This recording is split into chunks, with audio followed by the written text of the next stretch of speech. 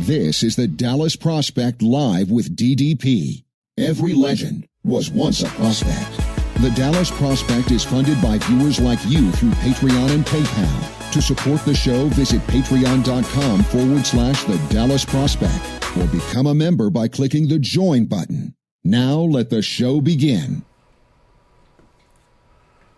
What is up, guys? Back again, DDP, back again. It feels like forever. I'm not gonna lie. It feels like it has been a good fortnight, one might say, since we have been here to actually talk, like legitimately talk about news related to the NBA season and the Dallas Mavericks as a whole. Now, we did some other content as well while we were trying to see if things were going to play out. Perhaps I'll return to that, the 2011 playoff run. I would love to do that, but honestly, viewership was not what I was hoping for that, so it kind of became hard to justify my time towards that if we were talking about like 100 views or something. But all the same, we are ready to get down to brass tacks here as we review what conditions by which the NBA is resuming. Now, you probably have already kept up with it a little bit. We've had plenty of plans and things discussed, but now we have official approval by the NBA Board of Governors. We will have 22 teams resuming their season. One call out of that, of course, a team that will not be resuming their season because they have no playoff contention is the Atlanta Hawks. As such, you have seen the last game of Vince Carter's illustrious career. Former Maverick Vince Carter, a great one for sure. At least he got to have a nice little moment at the very end of the last game they played before the shutdown. Nevertheless, as we go through this, every team that is invited back, 22 teams are going to be playing. They're playing the next 8 games of their schedule. And by that, they are basically going in and determining the seeding. Now, there was initially some discussion about how is this going to work? Are you going to have guys who, the Mavericks, for instance, are closer to the 2 seed, the Clippers, than they are the 8 seed? And there was really some discussion there, apparently, in some of the plans about, hey, bringing it back, could you have a scenario where potentially the Mavericks got left out? Now, there is a mathematical way, it sounds like, for the plan they're going for. The Mavericks need to win just 2 games out of 8, so relax, I think we're good. But it is still a scenario where the Mavericks have a pretty tough schedule here ahead of them for these 8 games. Let's take a look here. Now, I think their record against these teams was actually 1 game below 500, so it's not an easy stretch, but they are a young team with a lot of rest now, obviously. So the next 8 games the Mavericks would have is against the Phoenix Suns, who are 26-39, the Los Angeles Clippers, that's pretty much a playoff preview in most likeliness. Most likeliness? Man, I'm rusty at this too. Who are 44-20, the Sacramento Kings, who are 28-36, the Portland Trail Blazers, who are 29-37, the Suns again, the Houston Rockets, Eastside I'm sure is already trolling in the comments, they are 40-24, the Jazz at 41-23, and the Milwaukee Bucks to end it out at 53-12. Now, in those final 3 games, that's going to be critical towards seeding because the 2 teams Dallas could conceivably catch. Now, the Jazz are out there ahead. The 2 teams Dallas is trailing in the standings that they would have a mathematical shot at are the Rockets. Mathematical shot means the Rockets would have to stumble quite a bit. I don't expect the Mavericks to really move up that far, but if they do, I think they're 2.5 games back is the last I saw of the Rockets.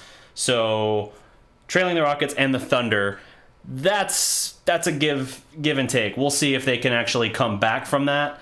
But all games are going to be played at just 2 locations. One is, I believe, in Orlando at Disney World. And in that scenario, you're going to have 3-4 games a day played like hell by the NBA. Not the same teams. It's not like the Mavericks are going to have to play a back-to-back where they immediately, or even that same day, run it back. But you are going to have scenarios wherein they have to basically clean everything down, get the next game going as quickly as possible as they try to really control and protect the immediate environment of everything going on around them. It's going to be a spectacle for sure, but one that I am eager to see because it has been too long since we have had NBA basketball, and with everything else going on, I think sports are extra necessary right now, more dire need than ever. Let's run through the comments here real quick. I saw we got Glad in the house first. Trevor Foster, what's good? Looks like Glad was digging the intro. What up? Eastside, what's up?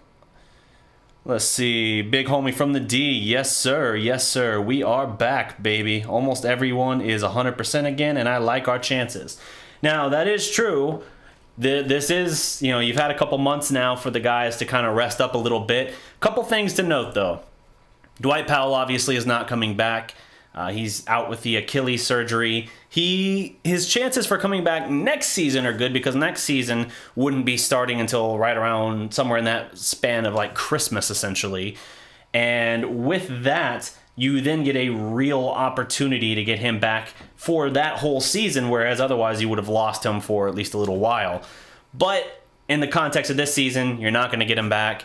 And I don't know about Jalen Brunson, honestly. I know he had the rotator cuff surgery. I think I had heard that he was looking at like November for a return date. So that doesn't pan out well because even if we get to a Game 7 of the NBA Finals based on this current format, games starting, I think, July 31st, you're basically looking at a scenario where in November you're playing Game 7 of the NBA Finals. So Brunson, for all intents and purposes, is still out for the year. That is going to affect some of the depth for Dallas. And obviously Powell was a polarizing, let's put it, starter for the Mavericks. But someone who did add a lot of value to the team. Although when KP had to slide back into that center role, you saw him really elevate his game. Now, with the rest and everything, we have a real opportunity for Dallas to potentially right the ship just a little bit because initially we saw this in Luka's rookie year, the final maybe third of the year. He kind of trailed off a little bit, and right before the postponement of this current season, he was kind of going through a similar lull, if you will. His numbers were down a little bit in the few games leading up to it, and now he should be coming back fresh as a daisy, obviously 21 years old. He should be very, very well equipped to handle this. Now, I would say of the guys that you want to have actual questions about, the guys you want to consider, like, okay, are they likely to come in and hit the ground running? Because Dallas is still largely a team who scores outside the paint, and that is a difficult thing after a long layoff to step right back into. Will Seth Curry, who had been just on fire from beyond the arc in the last month or so leading up to the postponement, will he step right back into the role he was in?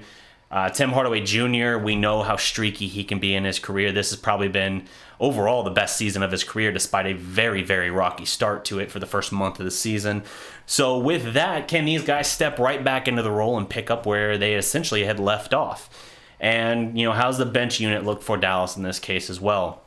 A lot of things to consider here, a lot of elements where I could see them still being one of the better offenses despite the layoff, but I could also see them struggling a little bit as well. I know that sounds like a contradiction there. I'm saying I can easily see the scenario where the offense still runs without pretty much any hitch, and I can conversely see the scenario where the offense is a little bit sluggish, but still with the potential to kind of turn it on and hang offensively with pretty much anybody. Jump back into some of these comments here. Let's see. That's a nice intro, says Gleh. Thank you. In what universe are you living where the Rockets win anything, Eastside? Oh, okay. We got trash talk in here. What up? I see Eastside. Let's see. All hail Vince Carter, says Preston Davis. Vince Carter, yes, he will certainly. I mean, I'm amazed that he hung around as long as he did, honestly. Like, he very much deserving, very good guy to have around. Would have been nice if he had played his last season in, like, Toronto, for instance. That would have been a nice kind of storybook way to close his, good way to close his storybook. But unfortunately, we don't get that. Instead, we wind up with him in Atlanta. And obviously, with Atlanta, there's got to be the whole Luka versus Trae Young thing still.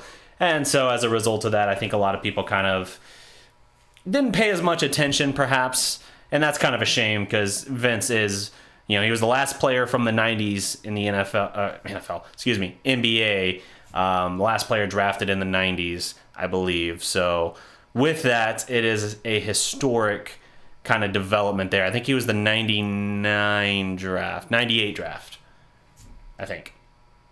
Draft after Dirk, I believe. But regardless, that is where we are. Let's see. Do you think there's a chance we don't play the Clips in the first round? There is a potential scenario where we don't now, and that's good. I mean, like I said, the Mavericks only need a couple games to, I believe, clinch now for a playoff spot. It's pretty much a lock up there, even with them having a somewhat tough schedule for these next 8 games, because it's the next 8 games that were already on your schedule. It's not like you get to go in and say, oh, okay, now we got to redo everyone's schedules. Now, we will have, as I mentioned, we're starting on the 31st. July 31st is when we're going to resume the season. We're going to have basically a secondary kind of training camp scenario first. Next week, the players will report, and they're going to go through essentially a mini training camp to kind of get back into shape and everything. I think KP is going to be a wild card for sure. He's going to be a major factor here, not just because he had so well raised his level of play after the start of the new year and everything. But I think in general, for this team, especially when you have a little bit of shakiness in terms of your total depth between Powell and Brunson potentially being, or in all likelihood, obviously being out for the year, both of them, I think that KP has a heightened importance now within the offense. And what's more, I think KP has actually shown, as we saw with his layoff he missed about 10 games around the start of January. And then it was when he came back from that he was like white hot. Now, he did start to trail off a little bit there again, but he was still, he went from like white hot to pretty solid. And, then we got postponed. So let's see if he can kind of pick that back up again. It's not a tremendous long layoff like when he had the basically 2 years coming back from the ACL. So I'm pretty optimistic as far as that's concerned, but we'll have to see what we're looking at. Let's see here. Let's see.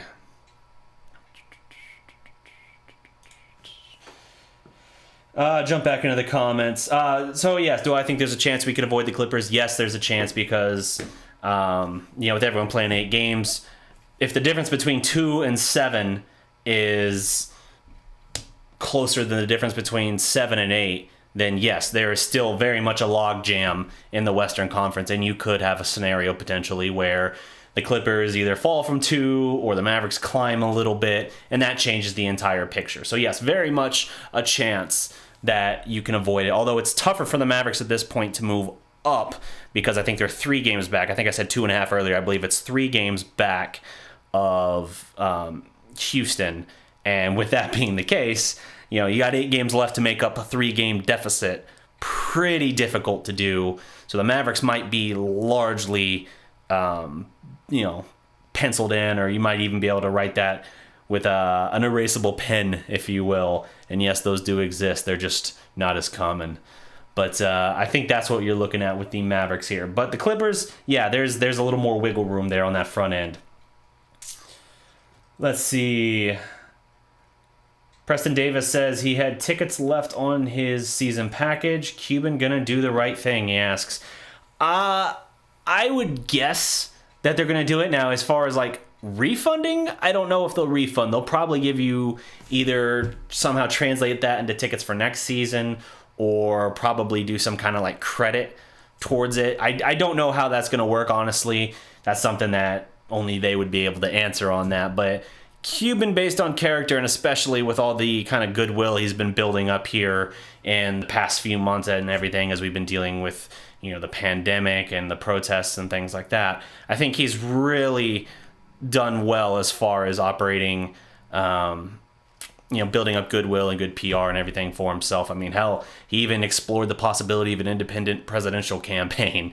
He actually hired pollsters to kind of see where he would rank in that regard. Now, he's not running, but that is something that story came out today. So I think he's aware that obviously he was on a bit of a good roll there, whether it was kind of representing the NBA as they were having to postpone, given that it was during a Mavericks game, and he was the one who had to kind of then go to the podium and really talk about it in the post-game press conference, whether it was that or talking about the different scenarios of reopening and how soon they should do it and all of that. Just a very different picture on that regard. And so I think odds are, based on track record and everything else he's been doing lately, I assume he's more likely to do right by the ticket holders than a lot of other teams perhaps might be. But best of luck with that, for sure. Everyone has a pretty tough schedule, I guess, says Glay. I agree.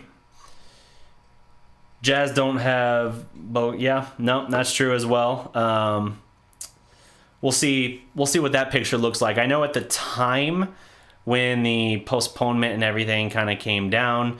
Now, did he have a surgery? I'm trying to remember in that regard. I know there was initially news him talking about not needing to play and all that, but then we kind of saw how they were wanting to open things up and how it actually was safer than some of the initial discussions being had.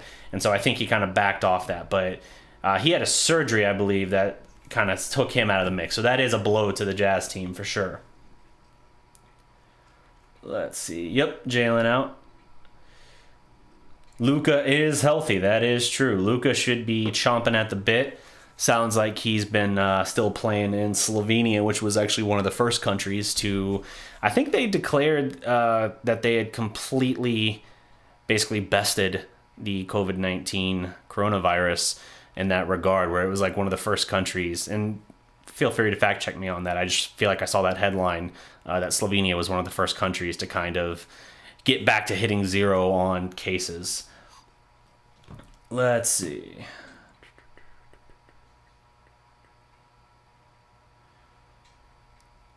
Lots of conversation here still going on. I feel they're forcing the season just for Braun, so he might get a chip. Just scrap the whole... CJ is talking about potentially having just canceled the season. Here's the thing, man. As far as like LeBron is concerned, I don't care about LeBron in that case. Like, if they resume and he gets a championship with the Lakers, all right, fine. But I still think they're going to be a damn good team next year, and it's going to be that way regardless. It's not like this is the last little inkling of their window to do something. More than anything, I want the Mavericks in the postseason because we waited 3 years. 2016 was the last time we were in the playoffs. We lost in that first round series then in 5 games to the Oklahoma City Thunder when they still had Kevin Durant. I want to see the Mavericks back in the playoffs for the first time in 3 years. And this season, the whole thing, I know through some of these highs and lows we had, we're 13 games above 500, 40-27, I believe. And through all of this, we've kind of talked about different perspectives as we've looked at it. I know a lot of people raised the bar because they saw, hey, they went to Philadelphia and won without Luka. They went to Milwaukee and beat Giannis without Luka. Like, they scored some incredible wins throughout the season. They went to LA and took care of business there. Like, they've really, or they didn't beat LA in that case. They hung tight with the Lakers.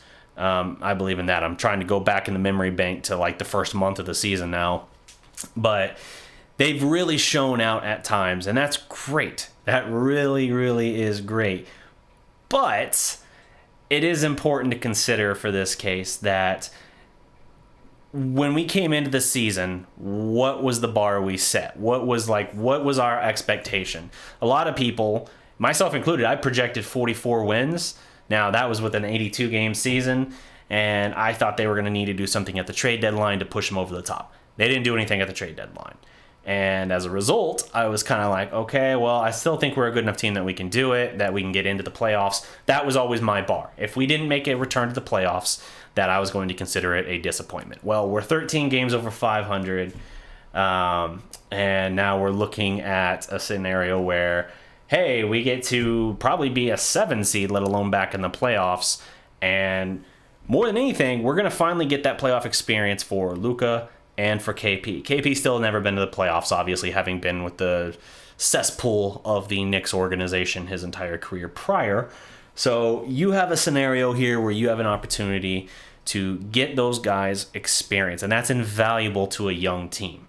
You want to talk about the 2001 Dallas Mavericks, young Dirk, Nash, Finley.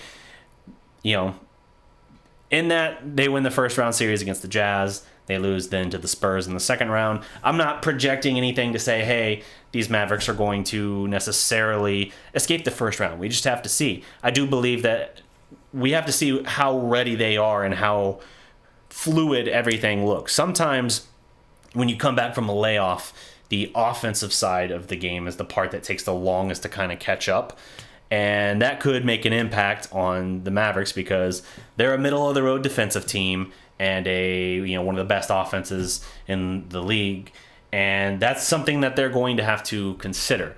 I mean, and a lot of times in terms of efficiency, points per 100 possessions and all that, they were on historic pace. I don't know if they still were when the season postponed, but most of the year they were on historic pace for that. And so that is something to consider. If they can hit the ground running, they can play with anybody. But I'm still not going to now raise the bar and say, oh, well, unless we get out of the first round, this season's a disappointment.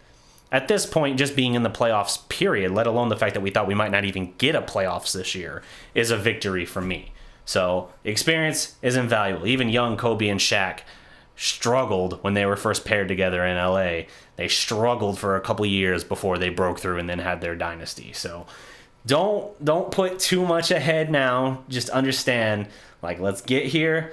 Let's get that growth and development and kind of build that chip on your shoulder a little bit. And then understand that it's in the years 2, 3, and 4 where now we're shifting into real contender mode here as we try to continue bettering this team. Now, something of interest, and I got to check the thing on it as well because this has been a little bit of a fluid situation. I saw that because of the lost revenue and everything for this season, that the salary cap next year will be impacted by as much as $30 million per team.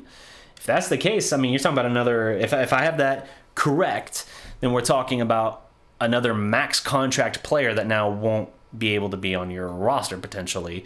That drastically changes things. I think November 18th is when free agency is supposed to open, and it very much changes the picture of things now. If you're now looking at a scenario where just trying to get back to that point, changes the building block plan because it was always, hey, here's a year of Luka and KP together. We didn't do anything at the trade deadline because the expectation was always that we were going to drop in a big name free agent to kind of complete a new big three for us, and we were going to do it in a way where we could effectively kind of recruit those players based on our play style, our offense, our coach, all that.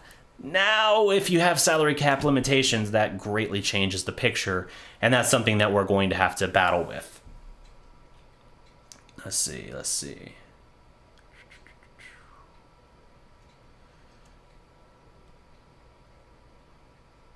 So excited to see Luka and KP in the playoffs for the first time, says Trevor. Hell yeah. And yes, glad, as you point out, because the Warriors season is officially over, we now have the 31st pick in the NBA draft. That is official. The draft obviously held right after the season ends, about a week later, I believe, or 2 weeks, something like that. So yes, we will have a very good pick there regarding that. So, hey, it's another trade chip. Or, we got Brunson at, I think, 32 when we drafted him last year. So you can definitely find something there every now and then. You can have a lot of quality players who were second round picks. Regardless of what you think of them now, Chandler Parsons was a second round player when the Rockets got him, and he was a quality player for them for several years. Had a couple moments in Dallas, but never really anything consistent, and then injuries kind of derailed his career with his knee, and then unfortunately the car accident and everything. We did a video earlier this year talking about that because he was playing with the Hawks and was in a bad car accident. Let's see.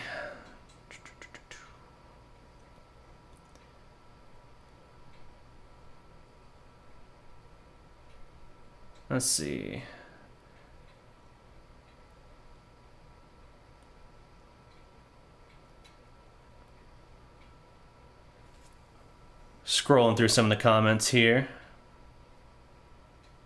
Glass says LeBron still won't be better than Jordan. Yeah, that's a whole conversation that got dredged up again with the Last Dance documentary for sure. I'm still Team Jordan for what it's worth.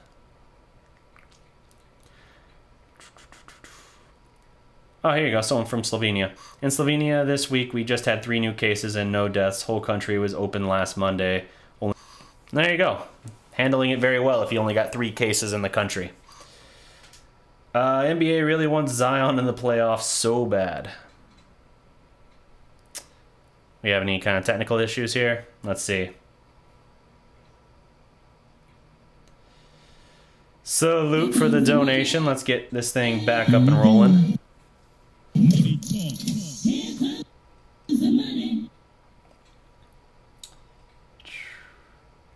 See, salute to Martins. Let's see here for the donation. Thank you, sir. To elaborate more, he says, to elaborate more, total confirmed cases in Slovenia were 1,477, 109 total deaths. Let's see, we got a small technical blip here. Let's see if we can power through it. Regardless, I'm going to jump right back on, so hang tight. Whoop.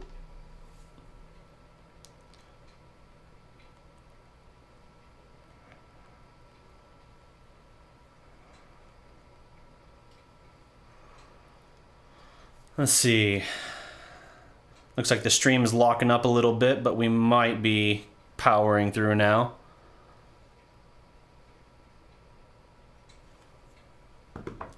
Cool.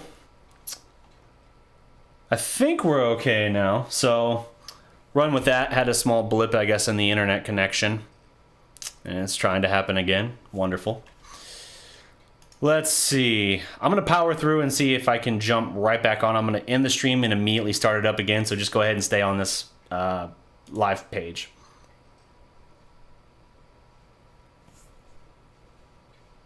How did I get an ad in the middle of my video?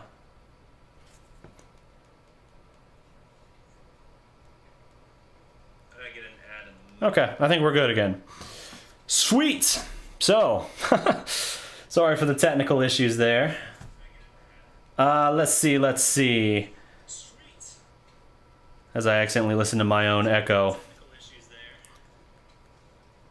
Perfect. All right, I think we're rolling again. Sorry for the blip. Once again, thank you for the donation to Martins. Let's see, if LeBron wins another championship and becomes the all-time leading scorer, there's a real conversation to be had. I agree that there's a conversation to be had. I think even right now there's a conversation to be had. I just don't think... I think if you go off of just best physical athlete and player in that regard, I think LeBron is the most dominant force. And I mean, Shaq is like the most undeniable force for sure.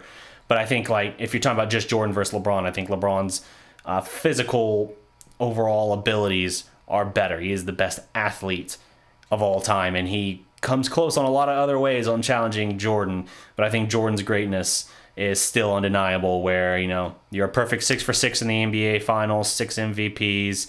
You didn't have to run to other teams to form super teams or anything like that to build anything. You left the Bulls and they weren't a playoff team. You came back and you won 3 more chips. I mean, in that regard, it's really hard to make as much of an argument in that capacity. But regardless, it's a debate and it's worth having. And maybe that picture will change, where if LeBron's got 4 or 5 more years at a really high level, obviously he's in the thick of the MVP conversation this year. Harden, Giannis, and LeBron pretty much round out the top of that. Yeah, if he's able to pad it with another couple years and maybe 1 or 2 chips, then yes, that really becomes a difficult conversation to have. And you kind of wonder at what degree Jordan leaving during that stretch, how that impacts certain things. Obviously, Eastside, happy Jordan left because his Rockets got their 2 championships back-to-back in that gap between Jordan's comeback. Well, really, Jordan came back in the midst of the second one and got beat by Shaq and the Magic. And that was when he came back with like 30 games to play or something like that. I can't remember off the top of my head, but he was sporting the number 45. Anyway, we're off in the wilderness here. Let's bring it back into the current NBA climate and season. Do I think Hardaway will stay in Dallas? Yeah, I think so. He's got a player option on his deal worth, I think, $20 million, I imagine. Dallas wants to keep him. That's clear. He's been a very good option for them. And even though the salary cap now is impacted by the lost revenue from this season for the 2 months of the season they didn't have, it's still true that the cap had been rising every single year to the point where your third guy making 20 isn't as insane as it used to be. You could do that, especially with some of these guys like Luka still on a rookie deal. Of course, you got to plan for that. You got to make sure, obviously, you lock up Luka going into his final year of his rookie deal. You're going to have to do a new contract as well for some other guys. But for the most part, you got a young team with a lot of very cheap talent. Very cheap talent. You got Dorian Finney-Smith like 3 for 9. Ridiculous value. Maxi Kleber is another great deal. Dwight Powell, regardless of how you feel about him, that's a very effective deal. Like for what he brings to the table and how he helps this team in terms of the pick and roll game and all of that. That's very good value that they have. So they should have a little bit of flexibility even with that. I imagine Hardaway stays in Dallas, probably opts out of his current deal because, yes, he has the player option, but you've already put in so much goodwill on this season. If you were to opt out, then you'd have to put up another great season next year to get the same value. So I think he's better opting out now this summer and working out a new deal to stay in Dallas, because then he stays in the system that's working for him. The Mavericks are enamored with him enough that I think they're going to give him, within reason, the money he wants. I can imagine him making somewhere between 18 and 22 million a year. And, if that's the case, then hopefully it works out like it looks like it can. But I think that's his best bet, because then you get the long-term security in addition to pretty much the same money you would get otherwise. This offseason, best options. Whew. That's going to be an interesting conversation. I know there's a lot of interest there. I was talking with Max the other day, Rangers King, and I know he's very high on the possibility of a low cost, high potential value pickup, and like an Otto Porter. I know he's had his injuries and everything like that, but as Max dove through the deep analysis and everything of his value, of the context of his nick-ups and injuries and all that, I could see how that could be a very quality addition. Not saying that's your option A, obviously. You have to see what the salary cap projection is going to look like now, because if you are hampered by the money that you lost, then yeah, that's going to change your picture, and suddenly you might have to go to the bargain bin, so to speak. Or you might have teams who suddenly aren't really able. Now, you can pay, obviously, the salary tax, so you're not going to have like a great team blow up in the sense where they let go of like a quality player where suddenly it's like, oh my God, that guy's on the market. I don't think you're going to get that option necessarily, but I do think you'll see teams get more creative in that regard. If you see movement, you might see movement more in the form of trades, where some of these bad teams who might have one or two really good assets, not necessarily their best player, but like one or two really good assets, are suddenly making trades to kind of give them the financial relief that they need. And you could see guys move that way, as opposed to some of the bigger moves being signings outright. But again, until we see that, it's hard to project. Who would the Mavs push for in the offseason, if anyone? Same answer, pretty much. It's hard to say right now. Victor Oladipo would be very, very intriguing. Obviously, his transformation in Indiana has been tremendous. But then, he suffered the knee injury. He's been a bench player for them for much of this year. I'd be interested in taking a closer look at him. I admit he's not someone I've really considered. The athletic ability he brings to the table is very encouraging, and the major strides he had made in his game after being pretty much the main prize going back to Indiana in the Paul George trade that was really impressive. And I had watched him his 1 year in Oklahoma City, and I thought, he's a nice player. He's a very nice player, but he doesn't have the outside game. He feels kind of like a Russell Westbrook light, which obviously they had Russell Westbrook at the time. So it was kind of hard to see how that was a perfect marriage. But then you watch him in Indiana, and it's like, oh shit, this guy's an all-star. This guy's really good. It just kind of changed the entire perception of what you thought and felt about that player. And then he had the knee injury, so now we're going to have to see, okay, he came back. He's been coming off the bench for the most part. We have to do really a physical and an analysis on him to kind of see where we think he's at as it regards to that, and what kind of money would he then demand with free agency in that case. I was a huge fan of Domantas Sabonis, but he already upped last year, going into last year, a new deal with Indiana, so that's a shame. That dude is a six-man contender off the bench and a front court player that I think could have added a lot of value for Dallas. Dragic, yeah, there's the possibility for sure of Goran Dragic to Dallas now. I think the fact that just keeps coming up to the point where now it feels almost like not inevitability, but whereas last year in free agency, I didn't feel as keen on it in terms of the likelihood of it. Now you heard it revisited at the deadline a little bit, and you just keep seeing like there's enough smoke there that you're starting to think like, seems pretty likely there's some fire there as well. And so we'll see what can be done there, but I would not be the least bit surprised if Dallas does at some point pick up Goran Dragic. What kind of upgrade do we need to be contenders? I think what this team really needs, KP has been, 9 boards a game for us. Luka's been about 9 boards a game for us as well this year. But we don't have a dominant rebounder. We have 2 good rebounders at this point, but we don't have someone, and I'm not saying you need like a DeAndre Jordan out there stealing rebounds from teammates, but you need somebody who can kind of fill that anchor role on this team. You got to have, in today's game, like, it's hard to say, as much as we like to cite in Dallas, like, oh, they need a Tyson Chandler type. In today's game, that's not as prevalent as it used to be, obviously. A guy that has really no game outside of just put back dunks or alley-oops or whatever. But there is something to be said about a guy that can give you the rim protection and the rebounding edge for your team. I'd like to see them do something along those lines, but I don't think it's a critical need. And I know that Dorian Finney-Smith, conversely, has made big strides this year as well. That corner 3 is pretty much his jam, and his defensive, proficiency has definitely stepped up as well. But I would like to see them do something. I'd like to see them kind of make an upgrade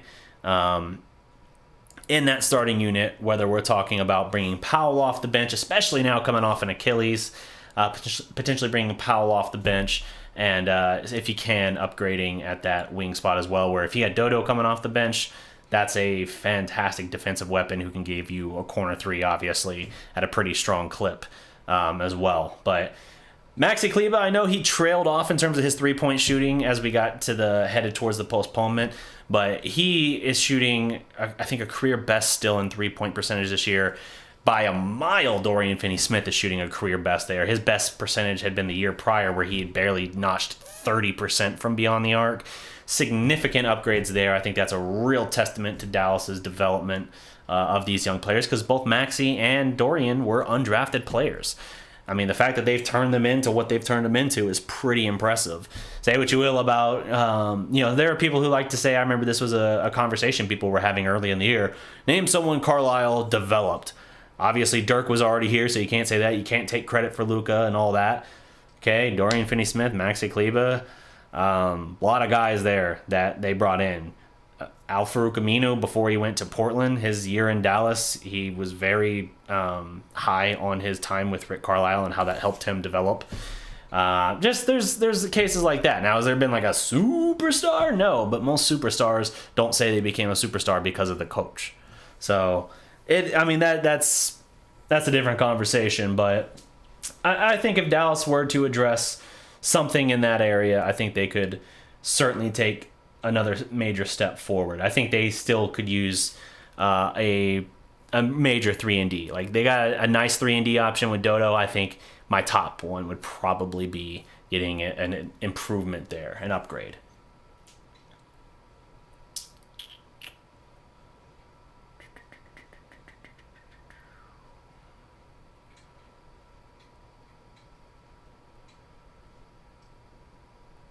Catching up here, some similar questions. So if I've already answered that question, I'm just kind of sifting through. I'm not ignoring your questions. I don't see Indiana letting Victor Oladipo leave. There's a really good chance that they don't. Honestly, I don't know the details of it, and I know he loves it there. He obviously played at Indiana University, so there's a really good chance he doesn't leave. But it's just another one of those guys where if he somehow hits the free agent market, I think you'd take a good look at him.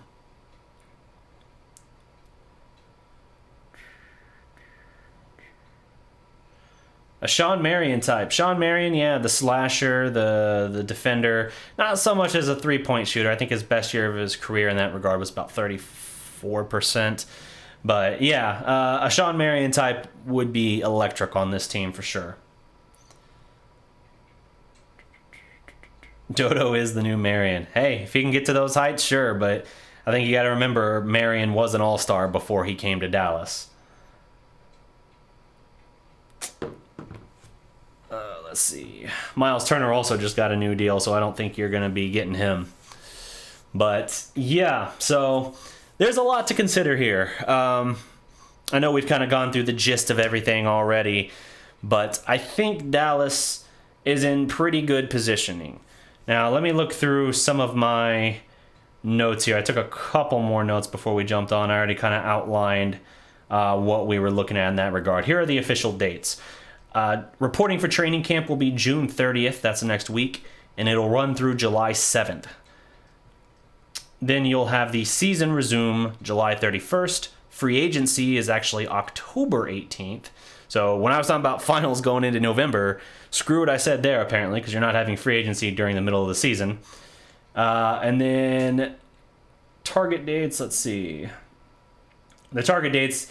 November 10th, training camp. December 1st, opening night, which can remain fluid. That's for the following season, because they still got to give the guys some kind of little off season after all this is done. So for the 2020-2021 season, they're targeting opening on December 1st, and that's a fluid situation. So we'll have to see what happens there. And this is from Bobby Corella on Twitter. Magic number to clinch a playoff spot for the Mavericks is 2. Currently, the Mavericks are 1.5 back of both OKC and Houston, and 2.5 back of Utah. If the league allows teams' schedules based on where the season left off, as has been rumored, the Mavericks will play Houston and Utah in games 6 and 7. Could be big for seeding. Dallas now officially has the 31st pick in the draft as the Warriors season is done. So a lot of good stuff to consider there for sure. NBA basketball coming back. I'm thrilled, just to reiterate this as we get to ready to kind of wrap up this first stream back.